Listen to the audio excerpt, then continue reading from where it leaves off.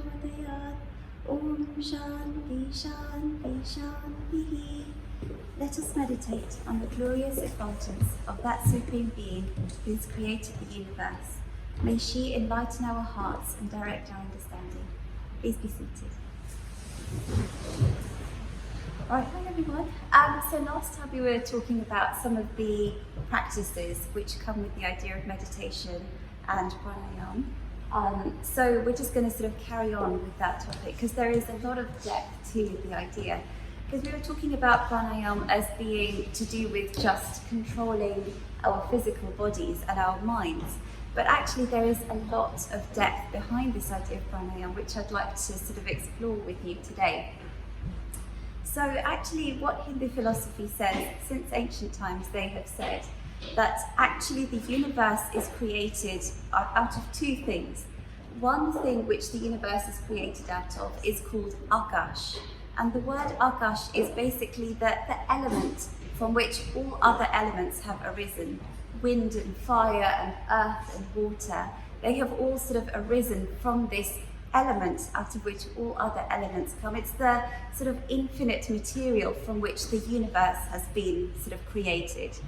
And it's sort of, before the universe comes into existence, it's sort of lying in a very potential, in a very subtle form.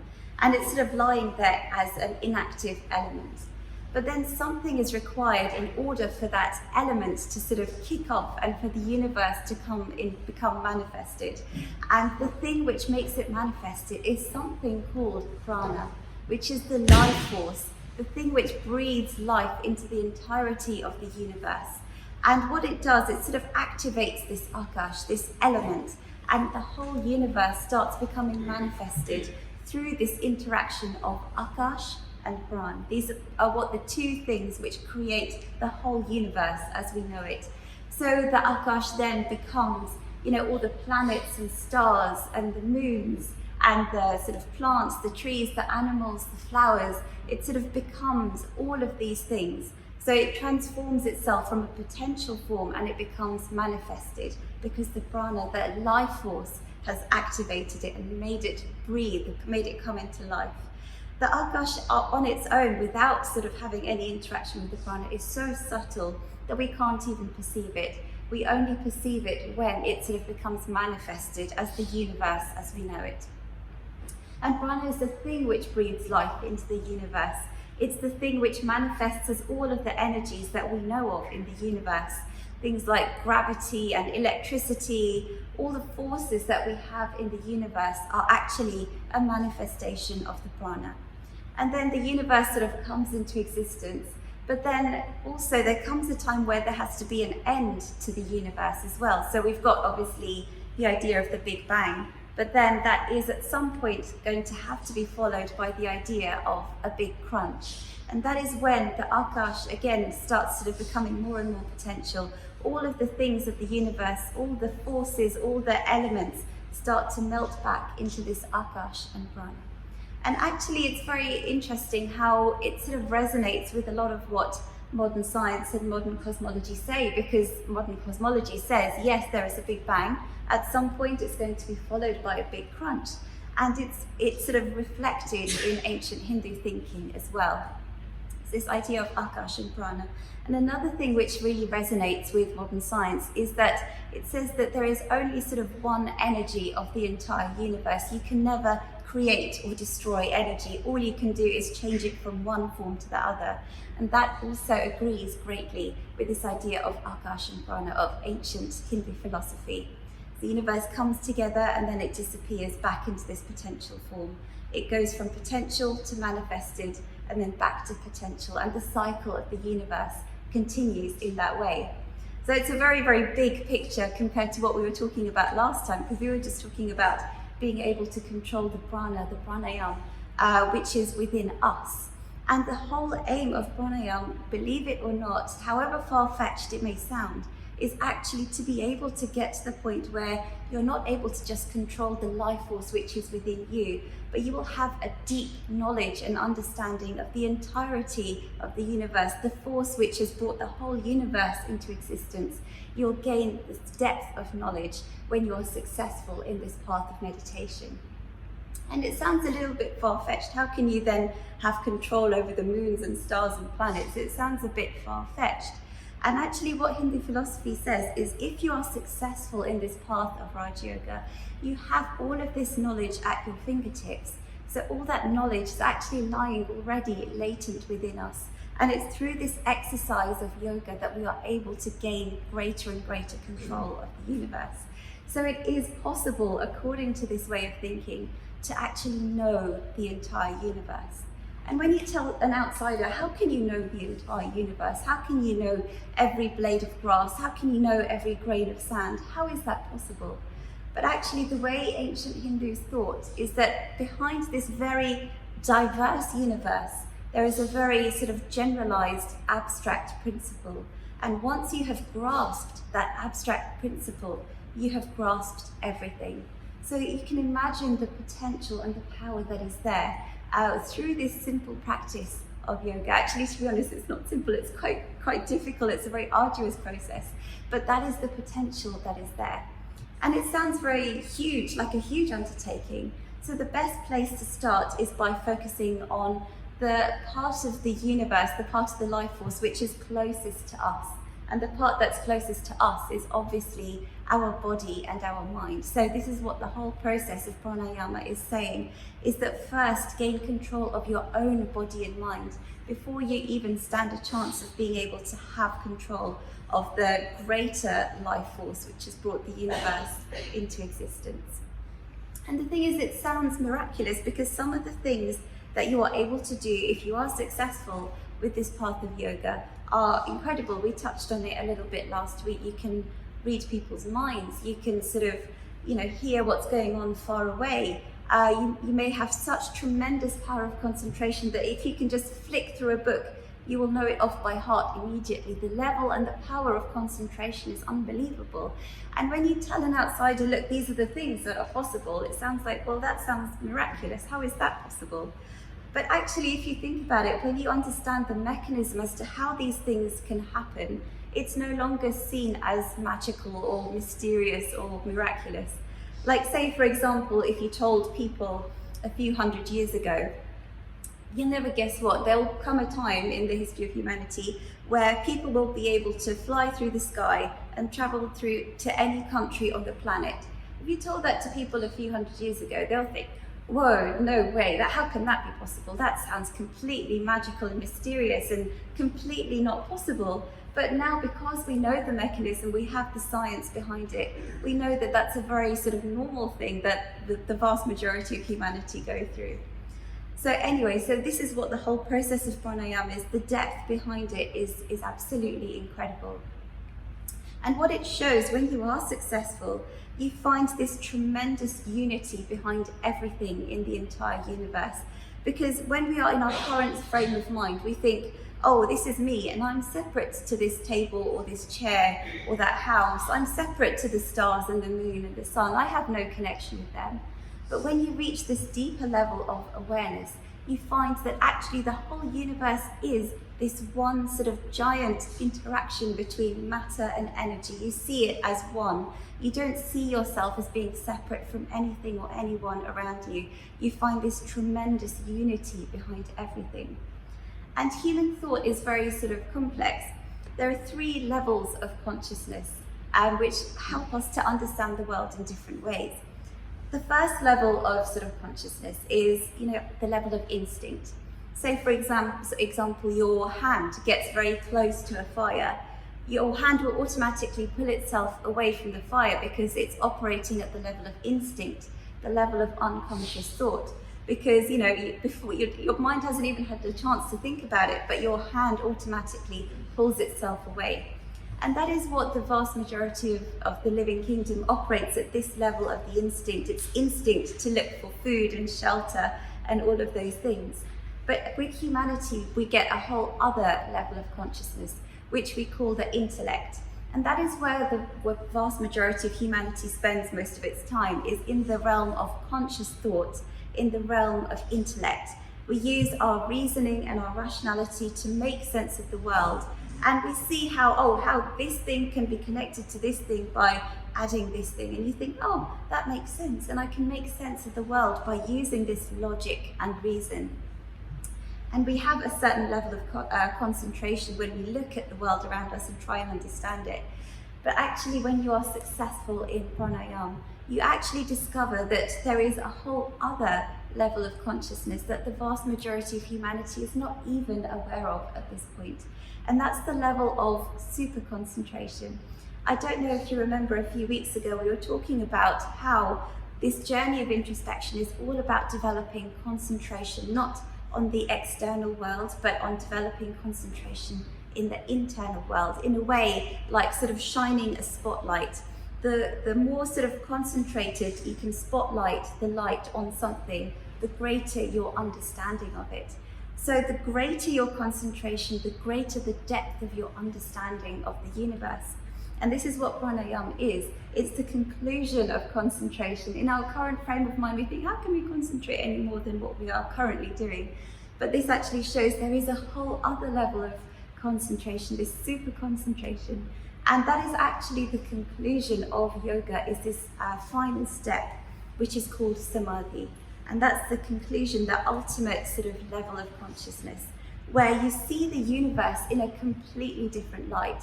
And for the first time in your life, you realize the limitations of logic and reason, because in a way they feel like a little empty tin can that's rattling, and it can never capture the vastness and the beauty of the entirety of the universe. It serves its purpose in our current frame of mind, but actually when you reach that state of super concentration, it blows your mind, and you actually realize the limitations of the logic and reason which you have been clinging onto for the vast majority of your life. And interestingly enough, you know, when you have people who take certain drugs, they actually experience something similar to that. There are certain types of drugs which make you so super alert, and when you sort of have that experience, it literally blows your fuses, it blows your socks off, and it's the most tremendous experience. I'm by no way condoning taking drugs at all, but I'm just saying that these drugs can actually trigger that kind of reaction within you where you think, wow, this is absolutely beautiful. You feel this incredible unity behind everything, this very diverse world. But this obviously comes with a tremendous, tremendous health warning. I'm by no way saying, please take drugs, please don't take drugs. It's the worst thing that you can do to yourself. And the reason why it's the worst thing is, yes, you get this incredible experience, but you have in a way put the cart before the horse. You know, we were talking previously about how yoga involves such tremendous physical as well as mental disciplines. This idea of becoming truthful to the core, this idea of practicing ahimsa and non-violence to the core, this idea of being celibate to the core, all of these tremendous disciplines which take not even one lifetime, it could take several lifetimes to acquire that level of mental discipline. And when you have acquired that mental discipline, then you are able to enter that state of awareness without having to rely on chemicals and drugs. So the danger that comes with these chemicals and drugs is that you are not physically or mentally fit to handle this incredible experience. And people who take the drugs, after a while, the effects sort of wear away. And they are addicted to that experience because it's such a beautiful experience. They want more of it, but they are not physically and mentally fit to handle it because it's such a mind-blowing experience. So in a way, you could say these people who take drugs, they kind of tap into this super awareness, but we have to do it the right way. We have to do it through the natural processes of actually acquiring that discipline, that physical and mental discipline, before we are considered fit to do that. So please don't ever try drugs. Please don't ever put the cart before the horse, because you can do a lot of damage to yourself. So if you want to experience it, don't take drugs, try and practice yoga. It's much safer and better in every sense of the word. So yes, so we were saying previously, you find this tremendous interaction between matter and energy, and you see it sort of percolating in everything. And you see that there is actually not much difference between you and the sun. We are all essentially the same manifestation. We've all heard the saying, we are all stardust. We are all the same. And to even say that this is your body and this is my body is actually just a sort of arbitrary categorization. Actually, we are all one. And that is what we discover through this path of yoga. And when you are successful, it's what the power that you generate within yourself is tremendous. And you are, in a way, you kind of give off this vibration of positivity, this energy, which is completely captivating. And for spiritual individuals who have disciplined themselves to acquire it, they are able to do amazing things. They are able to transform and heal even people who are not feeling well. Somebody who has developed that strength within themselves is able to then start healing people who are not well, for example. And the thing is, it sounds like an incredible concept, but you have to be very careful when you come to this idea of spiritual healers and all of that, because for every one genuine person, there will be 100 charlatans. So you have to be incredibly careful who you choose to trust, but rely on your own instinct and your own sort of judgment within to discover, if you think something is genuine or not. So yes, if you are successful, you are able to make people who are not feeling well, uplift them. Even if it's just mentally, just being around somebody who has developed that power, you feel uplifted automatically. And that's why, you get the power of all of these spiritual giants of the world. They have sort of developed this control of the prana, the life force, which is within them and also the rest of the universe. So even the simplest activities that a spiritual giant does, like a Buddha or a Christ. When Buddha, for example, looks after a lamb, it's such a simple action, but it has such tremendous power and resonance that people stand in awe of it. They have this tremendous aura about them, which draws in the people. They have such tremendous charisma. And even the words that they say, even though they may sound like the simplest words, they have such tremendous power behind them that they carry for generations and centuries and millennia onwards. And this is why even the words of Buddhas and Christs who lived so long ago are still so resonate so much in the present day, because they carry that weight and that power. And talking about a modern personality, actually, because I love the works of Swami Vivekananda.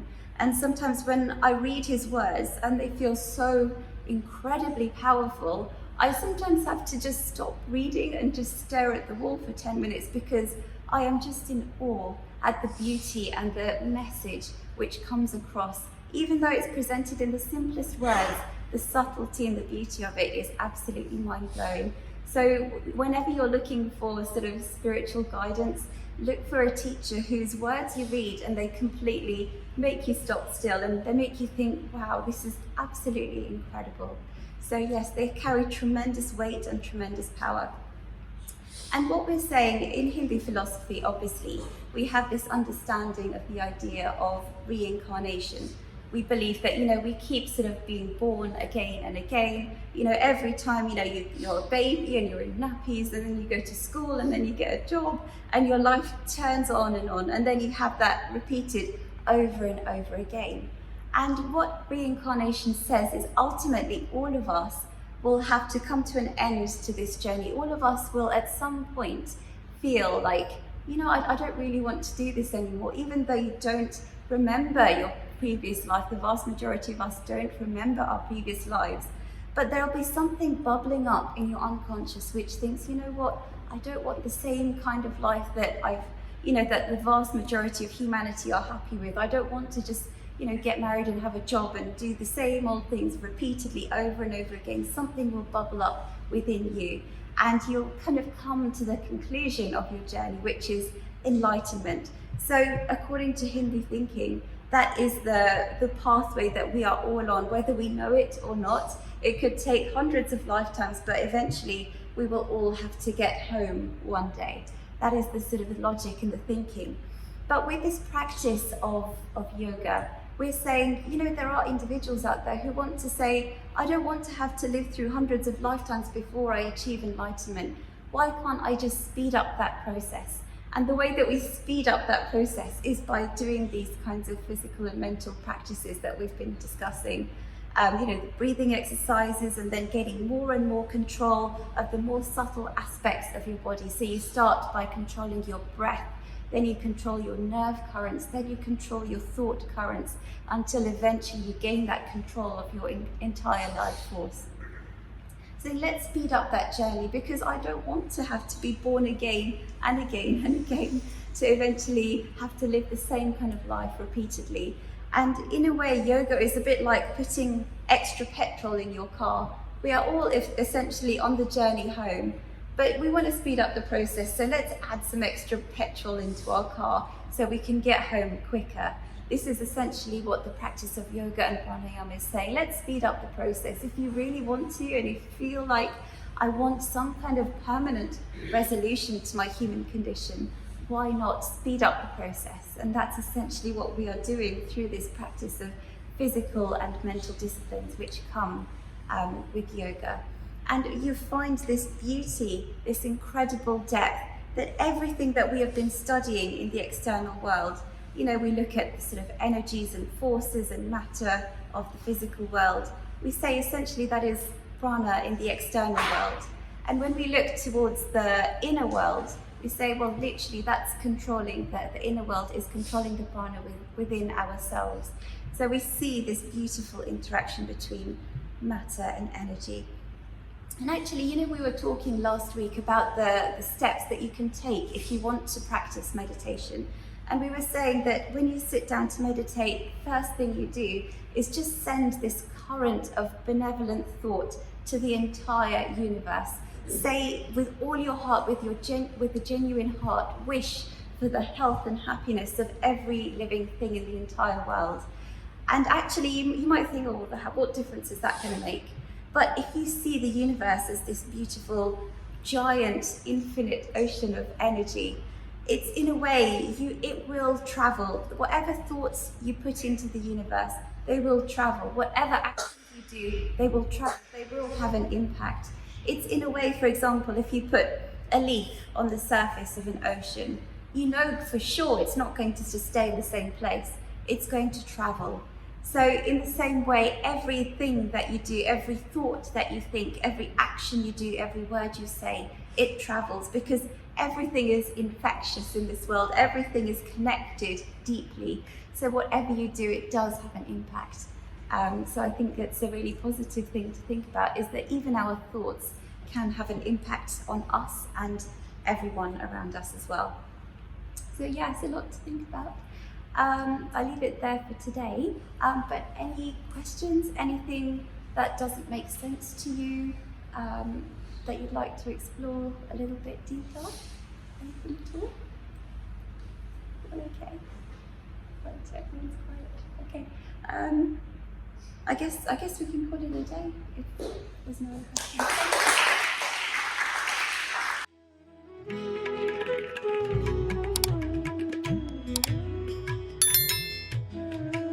Free e-learning course in Hinduism. To register, please visit www.hindu-academy.com. Talks on Hinduism. Sponsored by People Care. Encouraging caring for the elderly in their own homes. For more information, please visit peoplecare.com.